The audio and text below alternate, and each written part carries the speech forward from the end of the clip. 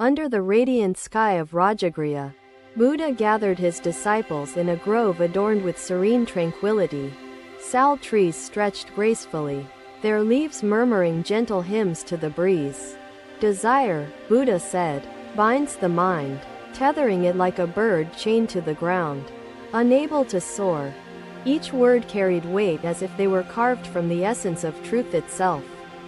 Imprinted on our hearts, you chase after illusions, Buddha continued, believing they are real, yet they dissolve like mist when dawn breaks. He gestured to the ground, where fallen leaves rested gently. Every leaf follows its course, knowing its time. Life mirrors the leaves, Buddha said. You are born, you grow, you flourish, and eventually return to the earth. A disciple hesitated before asking, Master, how do we break the chains of craving and yearning within us?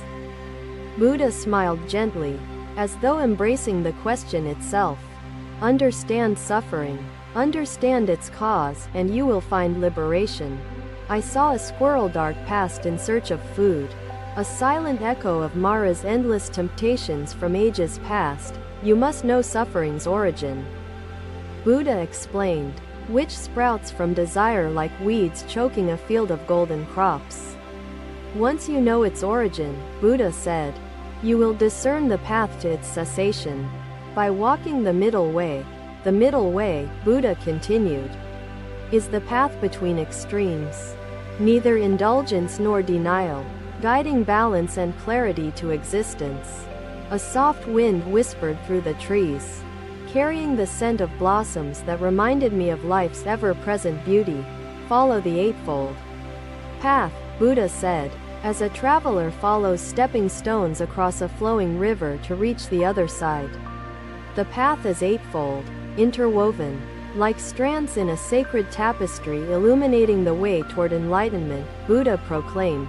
His voice, serene yet firm, resounded within me, igniting sparks of understanding where once I only saw shadows. Right view, Buddha began, is seeing the world unclouded by ignorance and recognizing the interconnected nature of all life. Right intention, he continued, is resolving to act with kindness, compassion, and wisdom, without malice or selfish desires. A flock of birds took flight above, their wings catching the sunlight, a graceful dance of freedom and purpose. The disciples watched silently, moved by the harmony of nature and their master's profound teachings. I thought of the countless times words had sparked conflict, remembering now how they could heal when spoken with care. Right action, Buddha stated, is acting with integrity, abstaining from harm, and nurturing harmony between yourself and the world. His words created ripples in my mind, as if awakening dormant seeds of compassion and ethical resolve within me. Right livelihood, Buddha shared, is earning sustenance without causing harm, living in balance and respecting life's interconnected threads. I recalled the farmers and craftsmen I knew, suddenly aware of the weight their labor carried in the grand web. Right effort, Buddha continued, is striving for goodness, abandoning unwholesome tendencies, while cultivating the seeds of virtue and wisdom. His disciples bowed their heads, their hearts filled with reverence and gratitude, learning not only through words but presence. A small bird landed by the stream, drinking from its clear waters, embodying simplicity and harmony in its tiny form. I felt a surge of clarity as if the present moment glowed brighter than any star, burning away distraction. Right concentration, Buddha concluded, is focused meditation that calms the restless waters of the mind, revealing its inherent purity. Buddha's words painted a map across my thoughts, an interconnected guide leading away from suffering and toward transcendence. Truth, Buddha declared, is within you. The Eightfold Path does not exist outside. It is the awakening of your own mind. A sense of gratitude swelled in me for the clarity bestowed. Like finding an oasis within the desert of ignorance. Buddha rose slowly, graceful as the tree's ancient trunk standing firm against storms. His calmness inspiring awe within every disciple. The branches above formed patterns of light and shadow, as if mimicking the intricate wisdom Buddha had just shared with us. Walk the path, Buddha urged us gently. Discover liberation for yourself, as each soul's awakening is unique as their fingerprints. With his words etched deeply in my heart, I felt resolved to journey forward. No matter how rugged the road appeared, the Bodhi tree seemed to sway in silent approval, its leaves whispering truths carried by the wind for time everlasting. Each disciple began meditating, their hearts embracing the teachings as seeds waiting to grow into flourishing trees of wisdom. Buddha knelt back down, offering silent guidance as though his very presence was enough to stir the sleeping soul within. His disciples observed this practice, learning through his actions as well as his spoken teachings. As the group passed through narrow lanes, some villagers approached, placing food in the bowl with quiet reverence. Each offering varied, some abundant, others modest, but the Buddha accepted all with equal gratitude. A disciple noticed this, curiosity stirring within, and asked hesitantly, "Master, why do you rely on the kindness of others for sustenance?" The Buddha paused briefly, his gaze steady, filled with calm and purpose before responding. Buddha approached her gently, his presence radiating calm, as though peace itself had decided to embody human form. "Grief," Buddha said softly, "is love transformed. Yet suffering arises when we resist accepting the impermanence of what we hold dear." Yashodhara lifted her tear-stained face, her heart aching with questions she could scarcely articulate in her anguish. "I loved him," she whispered, her voice trembling. "How do I endure life without the presence of his comfort?" Buddha's gaze carried compassion vast as the ocean, a refuge where sorrow's storm could find calmness to rest. "The ones we love," Buddha answered, "are rivers, flowing through existence. Their essence remains, though they no longer stand beside us." His voice soothed her pain, reaching a place untouched by grief, a light guiding her through the darkness of loss. "Life itself," Buddha said, "is transient. It shifts, like shadows at dusk, transforming, yet never truly disappearing into void." Yashodhara listened intently, as though time had paused to allow her heart to absorb every syllable of his teachings. "Honor him," Buddha urged, "not with tears alone but through acts of compassion that reflect the love he gave you." Her eyes shimmered, as though slowly awakening to truths buried beneath the heavy veil of mourning and yearning. "You must let grief bloom into compassion," Buddha said, "as a lotus rises from mud to offer beauty to the world." Buddha gestured to the village, where children played, merchants bargained, and elders shared stories around crackling fires. "The world mirrors our hearts," Buddha explained. "Offer love and healing, and the pain within you will begin to transform." Yashodhara's posture straightened slightly, as though Buddha's words carried strength that she could use to rebuild her fractured soul. Buddha observed villagers passing by, their varied expressions offering silent testimonies of joy, sorrow, hope, and resilience. "We are interconnected," Buddha said, "as dew forms on leaves, connected to rain, sky, earth, each element shaping the other." In the traveler's heart, gratitude blossomed and fueled his desire to help others as he was once helped, Buddha explained. His disciples recognized that compassion is contagious, spreading like ripples across the surface of a serene lake. Buddha watched as she knelt beside him. "Sharing love," Buddha said softly, "is mending the broken strands of the universal web, weaving healing into life's intricate design." Yashodhara embraced the boy, calming him, as her own sorrow began morphing into something stronger. Hope and healing intertwined. The village's vibrant energy seemed amplified, as Buddha's teachings poured life into the spaces where pain had silently lingered. Compassion ripples outward, Buddha said. One act of kindness becomes many, spreading joy that can dissolve suffering across countless lives. Villagers gathered as they noticed Buddha's presence, drawn to his aura of wisdom that transcended the boundaries of language. Do not hoard love, Buddha told them. Offer it freely, as sunlight offers warmth to trees. Asking nothing in return, Yashodhara stood taller, inspired not only by Buddha's words but also by the actions she had now begun to embody.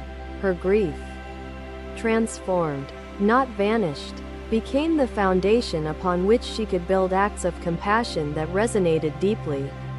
The villagers joined her, creating new traditions of caregiving and community, spreading love that echoed Buddha's teachings across Sarnath. Find joy in serving others, Buddha said, and your suffering will transform into roots that anchor trees of eternal kindness. He walked among them, his presence reminding every heart that suffering could be woven into the threads of compassion. A merchant offered grain to those in need. A farmer shared tools for planting. A widow nurtured orphan children. Buddha observed these acts with quiet serenity, knowing his teachings had not only been understood but also embraced.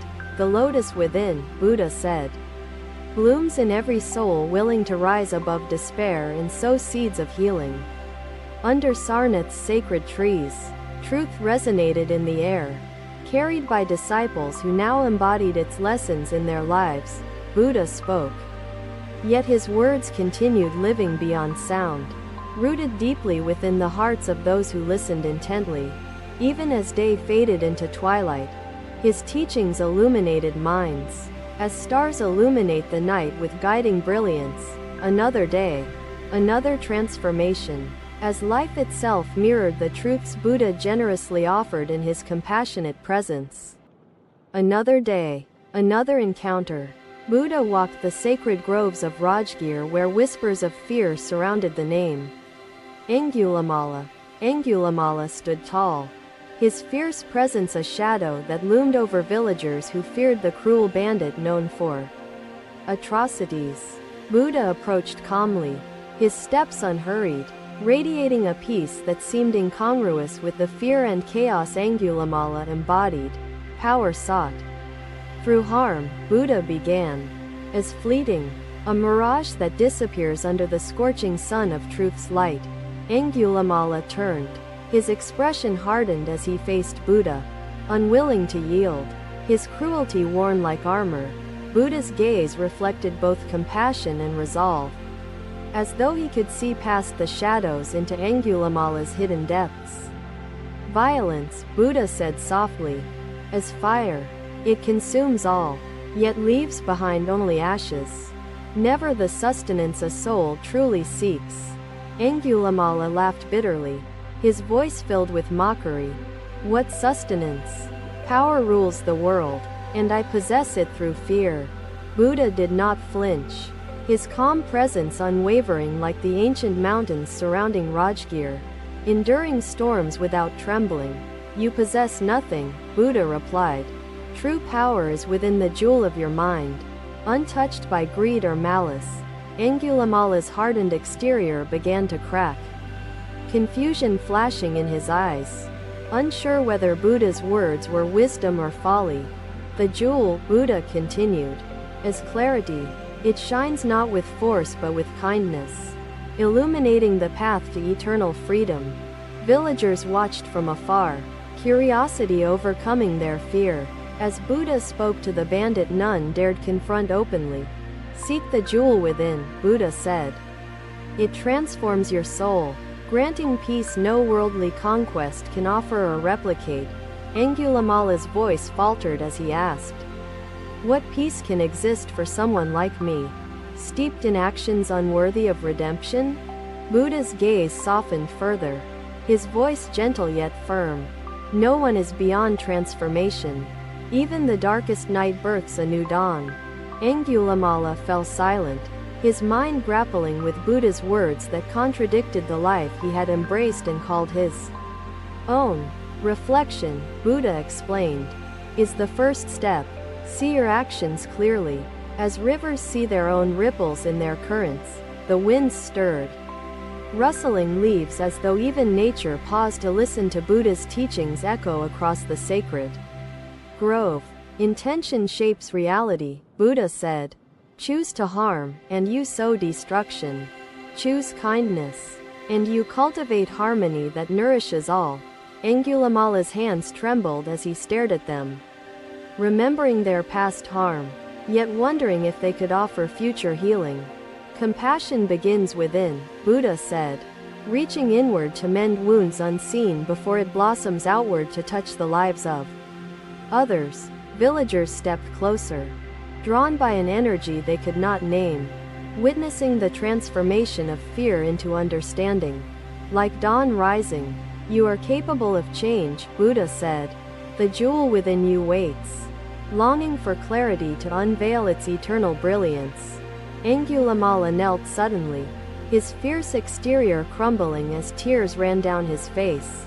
Unveiling the depth of his hidden sorrow, Buddha remained still, allowing Angulimala's emotions to pour forth, offering silent assurance that truth could emerge even in pain's depths. Transformation, Buddha said, is not erasing the past but reshaping its lessons into wisdom that guides your journey forward. Angulimala discarded his weapons, the clang resonating like a bell announcing liberation, the dawn of an entirely new existence. Villagers whispered among themselves, witnessing the unthinkable. Angulimala kneeling before Buddha, surrendering his power and violence in favor of unseen truths. Buddha addressed them kindly. Fear can dissolve into hope when compassion leads. Do not fear transformation, for it is life's eternal dance. Angulimala rose slowly, his posture no longer menacing but instead humble. A man beginning to face the reflection of his soul. Guide your actions with virtue, Buddha said. The ripple of one good act spreads, healing countless lives intertwined with yours. Villagers approached Angulimala hesitantly, curious whether his change was genuine or fleeting like clouds dissolving under the sun's heat. Forgiveness, Buddha said, is compassion's twin. It frees not only the forgiven but the forgiver, lightening burdens carried for years. Angulimala asked, how do I offer peace to those I've wronged, knowing they may reject my attempts at transformation? Buddha replied gently, begin with actions. Words falter, but kindness never fails to rebuild bridges where walls once stood firm. Angulimala nodded, his gaze reflecting both resolve and vulnerability. A man unlearning destruction to embrace the unknown path of peace.